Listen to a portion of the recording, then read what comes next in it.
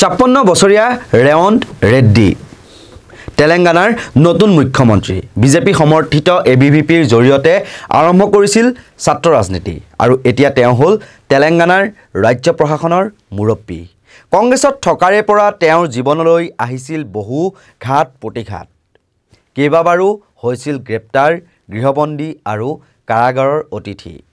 তেলেংগানাৰ বিআৰএছ চৰকাৰৰ পতন আৰু কংগ্ৰেছৰ দ্ৰুত উত্থানৰ অন্যতম কাৰক আছিল ৰেৱন্ত তুমুল প্ৰত্যাহ্বান আৰু অন্য ৰাজ্যত বিপৰ্যয়ৰ মাজতো ৰেৱন্তৰ প্ৰচেষ্টাতে তেলেংগানাত মূৰ তুলি থিয় হ'ল কংগ্ৰেছ নমস্কাৰ নৰ্থ ইষ্ট নাও ডা ভিউলৈ সকলোকে স্বাগতম জনাই ষ্টুডিঅ'ত মই কল্পজ্যোতি শইকীয়া বিধায়কৰ পৰা সাংসদ আৰু এতিয়া মুখ্যমন্ত্ৰী ৰেৱন্ত ৰেড্ডিয়ে বিজেপিৰ ছাত্ৰ শাখা এবিভিপিৰ জৰিয়তে নিজৰ ৰাজনৈতিক যাত্ৰা আৰম্ভ কৰিছিল তেওঁৰ প্ৰথম ৰাজনৈতিক যুঁজত অৱতীৰ্ণ হৈছিল 2006 চনত প্ৰথমে তেওঁ জিলা পৰিষদৰ নিৰ্বাচনত জয়ী হৈছিল 2007 চনত তেওঁ বিধায়ক হিচাপে নিৰ্বাচিত হৈছিল তেতিয়াৰ অবিভক্ত অন্ধ্ৰপ্ৰদেশ বিধানসভা নিৰ্বাচনত নিৰ্দলীয় প্ৰাৰ্থী হিচাপে জয়ী হৈছিল ৰেৱন্ত 2009 চনত তেওঁ চন্দ্ৰবাবু নাইডু নেতৃত্বাধীন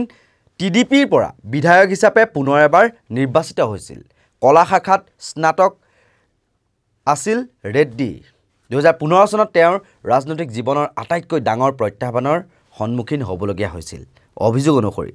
তেওঁ এজন মনোনীত বিধায়কক বিধায়িনী পৰিষদৰ নিৰ্বাচনত টিডিপিৰ সপক্ষে ভোট দিবলৈ উৎকোচ দিবলৈ চেষ্টা কৰি কেমেৰাত ধৰা পৰিছিল আৰু এই অভিযোগত তেওঁক হায়দৰাবাদৰ এখন কাৰাগাৰলৈ প্ৰেৰণ কৰা হৈছিল যদিও জামিন লাভ কৰাৰ পিছত তেওঁক মুকলি কৰি দিয়া হৈছিল 2018 চনৰ বিধানসভাৰ নিৰ্বাচনত বিআৰএছৰ প্ৰাৰ্থীৰ হাতত তেওঁ পৰাস্ত হৈছিল 2018 চনতে টিডিপি ত্যাগ কৰি দিল্লীত কংগ্ৰেছ নেতা ৰাহুল গান্ধীৰ উপস্থিতিত কংগ্ৰেছত যোগদান কৰে ৰেৱন্তে 2019 চনত মালকাজগিৰি লোকসভা সমষ্টিৰ পৰা নিৰ্বাচনত ৰেড্ডি লোকসভালৈ মনোনীত হৈছিল তেলেংগানা কংগ্ৰেছত বহু জ্যেষ্ঠ নেতা থকাৰ পিছতো 2021 চনত ৰেড্ডিক প্ৰদেশ কংগ্ৰেছৰ সভাপতি পদত অধিষ্ঠিত কৰিছিল যাক লৈ অসন্তুষ্ট হৈছিল বহু জ্যেষ্ঠ কংগ্ৰেছী কিন্তু তেওঁৰ নেতৃত্বত কংগ্ৰেছে তেলেংগানাত লাভ কৰিছিল নতুন দিগন্তৰ সূচনা তেওঁক সভাপতি পতাক কেন্দ্ৰ কৰি জ্যেষ্ঠ নেতাসকলে কিছু পৰিমাণে অসন্তুষ্ট হৈছিল যদিও সকলো নেতাকে একত্ৰিত কৰি ৰখাত তেওঁ সফল হৈছিল কেনেকৈ জনতাৰ মাজত অধিক জনপ্ৰিয় হৈ উঠিল ৰেৱন্ত প্ৰাক্তন মুখ্যমন্ত্ৰী কেচিআৰ অৰ্থাৎ কে চন্দ্ৰশেখৰ ৰাওৰ চৰকাৰৰ ৰেৱন্তৰ ওপৰত চলোৱা আক্ৰোশমূলক বা দমনমূলক নীতিৰ বাবেই অধিক জনপ্ৰিয় হৈ পৰিছিল নেকি ৰেৱন্ত ৰেড্ডি কিয়নো 2018 চনৰ ডিচেম্বৰ মাহত ৰেৱন্তক গৃহবন্দী কৰি ৰাখিছিল আৰক্ষীয়ে কে চন্দ্ৰশেখৰ ৰাওৰ কোচি ভ্ৰমণৰ বিৰুদ্ধে প্ৰতিবাদৰ আহ্বান জনোৱাৰ পাছতেই তেওঁক স্থানীয় কোদাংগলৰ নিজা ঘৰত গৃহবন্দী কৰি ৰাখিছিল আৰক্ষীয়ে 2020 চনৰ মাৰ্চ মাহত কেচিআৰৰ পুত্ৰ তথা বিআৰএছৰ কাৰ্যকৰী সভাপতি কেটি ৰামাৰাওৰ অবৈধভাৱে নিৰ্মিত ফাৰ্ম হাউচৰ ওপৰেৰে ড্ৰোন উৰুৱাই এক অনন্য প্ৰতিবাদ সাব্যস্ত কৰাৰ অপৰাধত গ্ৰেপ্তাৰ হৈ 14 দিন ন্যায়িক জিম্মাত কটাবলগীয়া হৈছিল ৰেড্ডিয়ে বহুবাৰ তেওঁক গৃহবন্দী কৰা হৈছিল প্ৰতিবাদ কৰিবলৈ যোৱা পথতো বাধা দিছিল গ্ৰেপ্তাৰো কৰিছিল যদিও তেওঁ এতিয়া তেলেংগানাৰ মুখ্যমন্ত্ৰী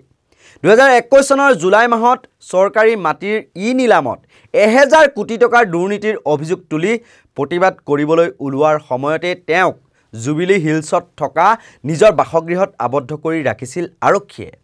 2021 চনৰ ডিচেম্বৰ মাহত ধান ক্ৰয়ক লৈ ভূপালপল্লীত কৃষকৰ প্ৰতিবাদত যোগদান কৰিবলৈ যাওঁতে বা অংশগ্ৰহণ কৰিবলৈ যোৱাৰ সময়তে আৰক্ষীয়ে তেওঁক পুনৰবাৰৰ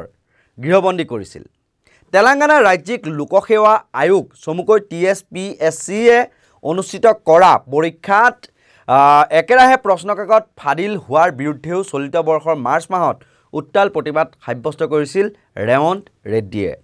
আনকি উছমানিয়া বিশ্ববিদ্যালয়ৰ ছাত্ৰ ছাত্ৰীয়ে প্ৰতিবাদ কৰিবলৈ যোৱাৰ সময়ত তেওঁক বাধা দি পুনৰবাৰ গৃহবন্দী কৰি ৰাখিছিল তেলেংগানা আৰক্ষীয়ে মুঠৰ ওপৰত ৰেৱন্ত ৰেড্ডিৰ নেতৃত্বাধীন কংগ্ৰেছে 2014 চনৰ পৰা শাসনত থকা তেলেংগানাৰ BRSৰ চৰকাৰক উফৰাবলৈ সক্ষম হ'ল দুৰ্নীতি কেলেংকাৰীৰ বিৰুদ্ধে অভিযোগ তুলি ৰেৱন্তে বিভিন্ন সময়ত ব্যতিক্ৰমী প্ৰতিবাদেৰে নাকত ধৰি চাকত ঘূৰাইছিল তেলেংগানাৰ পূৰ্বৰ BRS চৰকাৰক আৰু এতিয়া তেওঁ বিভিন্ন প্ৰতিবাদৰ মাধ্যমেৰে জনতাৰ প্ৰিয়ভাজন হৈ তেওঁ এতিয়া তেলেংগানাৰ দৰে এখন ৰাজ্যৰ তেওঁ মুখ্যমন্ত্ৰী পদত অধিষ্ঠিত হ'বলৈ সক্ষম হৈছে আমাৰ এই বিশেষ প্ৰতিবেদন মোৰ সৈতে সহায় সহযোগিতা আগবঢ়ালে ভিডিঅ' জাৰ্নেলিষ্ট পাৰ্থপ্ৰতিম বৰদলৈ আৰু ভিডিঅ' এডিটৰ প্ৰসিদ্ধ দাসে এনেধৰণৰ বিশ্লেষণাত্মক যিসমূহ বা বাতৰি আপোনালোকে চাই থাকিব আৰু যদি আপোনালোকে ইউটিউবত চাই আছে তেতিয়াহ'লে আমাৰ চেনেলটো ছাবস্ক্ৰাইব কৰি দিব আৰু যদি আপোনালোকে